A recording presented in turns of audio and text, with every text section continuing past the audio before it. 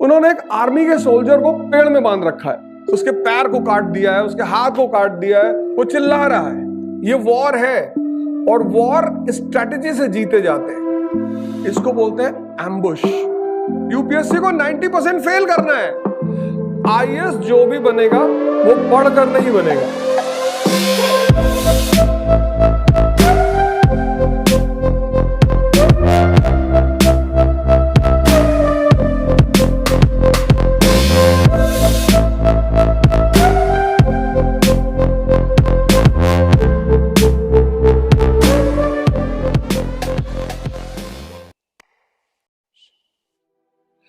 IAS जो भी बनेगा वो पढ़कर नहीं बनेगा, क्योंकि अगर तुम पढ़े नहीं होते तो यहां आते ही नहीं। मैं बड़ी सारी क्लासेस में कहता हूं पढ़ने से कोई आईएएस नहीं बनेगा। बड़े लोग नाराज होते, फिर क्या करना है? बता रहे ना, पढ़ाई तो एलिजिबिलिटी है ही नहीं। वो तो तुम अगर अनपढ़ होते तो यहां बैठे ही नहीं होते, क्योंकि यूपीएससी की जो आईएएस की एलिजिबिलिटी है वो है ग्रेजुएट। इसका मतलब आप जितने सारे लोग इस क्लास में बैठे हैं वो ग्रेजुएट हैं। तो आपने स्कूल में पढ़ाई की, आपने कॉलेज में पढ़ाई की, पढ़ चुके हो, सब पढ़े हो वो। अब जब सब पढ़े लिखे हो, वो भी ग्रेजुएट हो, और उस ग्रेजुएट में से कुछ इंजीनियरिंग है ग्रेजुएट है, कुछ मेडिकल है, कुछ लॉ है, एलएलबी कर रखी है, तो कुछ एक्स्ट्रा पढ़ाई कर रखी है। तो अब तुमसे उनकी क्या एक्सपेक्टेशन है? पढ़ तो तुमने लिया, एक्सपेक्टेशन क्या है? ये वॉर है और वॉर स्ट्रेटेजी से जीते जाते हैं। सिर्फ ताकत अगर वॉर की जरूरत होती, बड़ी सारी हॉलीवुड मूवीज हैं, बड़ी सारी, तुम देखो उसमें कि वॉर की जो होती है वो स्ट्रेटेजी होती है। कितने टफ टरेन पर लोग ऑपरेशंस करते हैं मिलिट्री वाले। तुम एक छोटी सी मूवी है इंडिया में, बॉलीवुड, वो बहुत, बॉलीवुड तो बहुत हॉलीवुड के कंपैरिजन में मूवियां नहीं बना पाता, लेकिन ट्राई करता है। तो बॉलीवुड की एक मूवी है टैंगो चार्ली, बॉबी देओल की। उसमें एक सीन है, देखो वॉर, मैं तुम्हें समझा रहा हूं वॉर क्या है। उसमें एक सीन है, उसमें सीन ये है कि जो इंसर्जेंट्स हैं नॉर्थ ईस्ट के, उन्होंने एक आर्मी के सोल्जर को पेड़ में बांध रखा है, बांध रखा है, पेड़ में बांध रखा है, प्लस उसे स्लैश कर रखा है। उसके पैर को काट दिया है, उसके हाथ को काट दिया है, गर्दन को काट दिया है, and he is in acute pain, he is not dying. Because of that pain he is screaming, वो चिल्ला रहा है। अब नागा इंसर्जेंट्स जो हैं, उन्होंने उसको बांधकर फिर वो पेड़ों पे छिप गए हैं। भाई तुम्हारा साथी अगर चिल्ला रहा है दर्द में, तो तुम उसे बचाने जाओगे? जाओगे ना? इसको बोलते हैं एम्बुश। इसको आर्मी क्या कहती है? एम्बुश। ऐसे यूपीएससी भी एम्बुश लगाती है, और उसका पहला एम्बुश है प्रीलिम्स। अब देखो, तुम उस सीन को देखो, कितना प्यारा सीन है वो, कि बांध रखा है, वो चिल्ला रहा है, उसको अफीम चाहिए उस पेन को रोकने के लिए। मरेगा तो वो हाई है, जो उसकी कंडीशन है, he is going to die, पर कम से कम उसका दर्द तो खत्म हो जाए। तो इंडियन आर्मी के जो जवान है वो उसे देखते हैं, सीन वही है ना, वो उसे देखते हैं। तो उस बटालियन जो है इंडियन आर्मी की, उसमें से एक जो सोल्जर है वो इम्पेशेंट हो जाता है, इमोशनल, कहता मैं अपने भाई को मरते हुए नहीं देख सकता इस बुरी तरह से। And he runs to provide him the medicine. When he goes closer to that soldier, the people who were hiding, they kill both of them. ये है वॉर। ऐसे यूपीएससी भी है, वो एम्बुश लगाती है। तो जो सीधे लड़ने के लिए कूदते हैं वो सब मारे जाते हैं, सब। जितने लोग सीधे कूदते हैं कि हम तो पढ़ेंगे 20 घंटा, तुम 26 पढ़ो, कोई फर्क नहीं पड़ने वाला। इसलिए आर्मी के जो एग्जाम्स होते हैं, सोल्जर्स के एग्जाम जो होते हैं, उसमें सीधी भर्ती होती है, उसमें कोई वो क्वेश्चन प्री कम मेंस वगैरह नहीं करते। जो सोल्जर रिक्रूटमेंट होता है वो देखो, उसमें क्या देखते हैं? चेस्ट, हाइट, रनिंग, लड़ना है। आप बटालियन के मेंबर हो, फिर उनका जो ऑफिसर कैडर है वो कहां से आता है? एनडीए से, मेन ऑफिसर कैडर।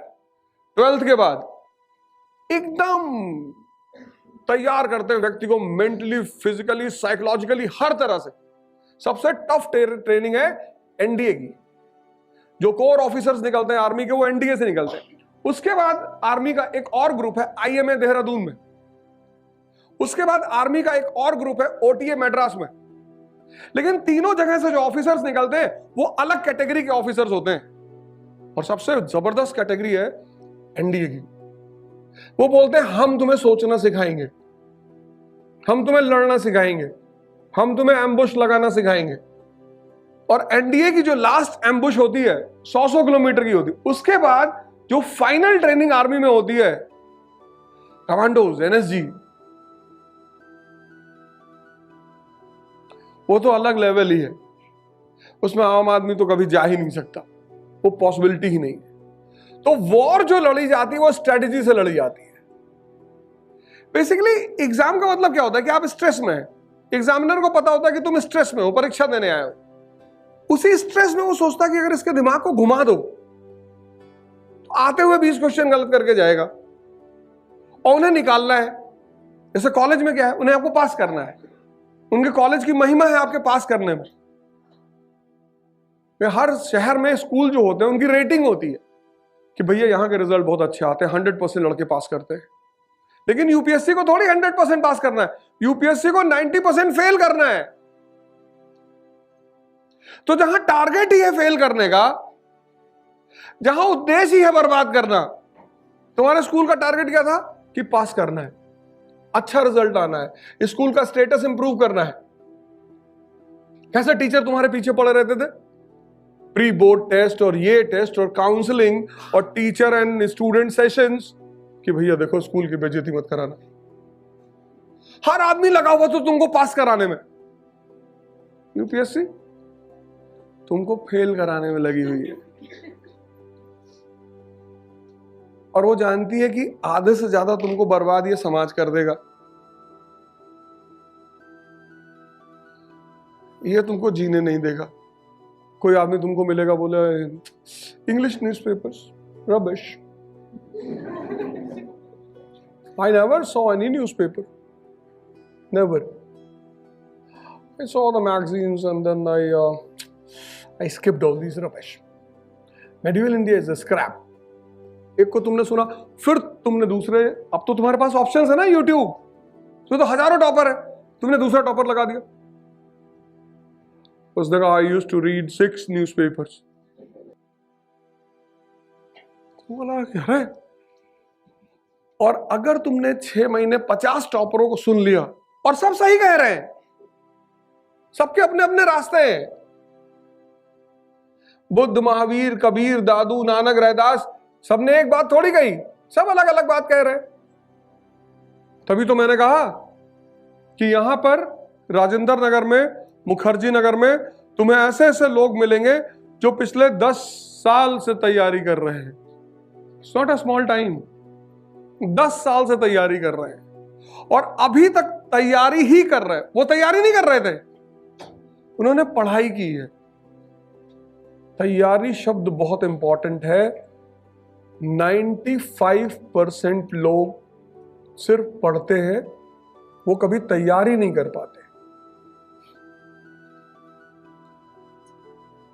95% लोग सिर्फ पढ़ते हैं और इतना पढ़ते हैं कि मिसाल बन जाते हैं कि भैया 15 घंटा पढ़ते थे, 15 पढ़ने दो।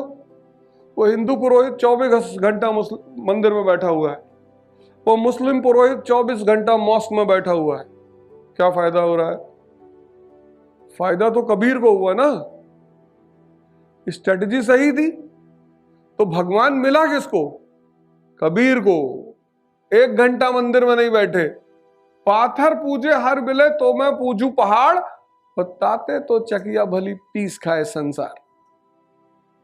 और हिंदुओं पे अटैक नहीं, मुसलमानों पे भी। एक आदमी पे हमला नहीं किया, दूसरे में भी किया। कंकड़ पत्थर जोड़ के मस्जिद लियो बनाए, पता चढ़ मुल्ला बांग दे का बहरा भयो खुदाए। Unacademy. Let's crack it.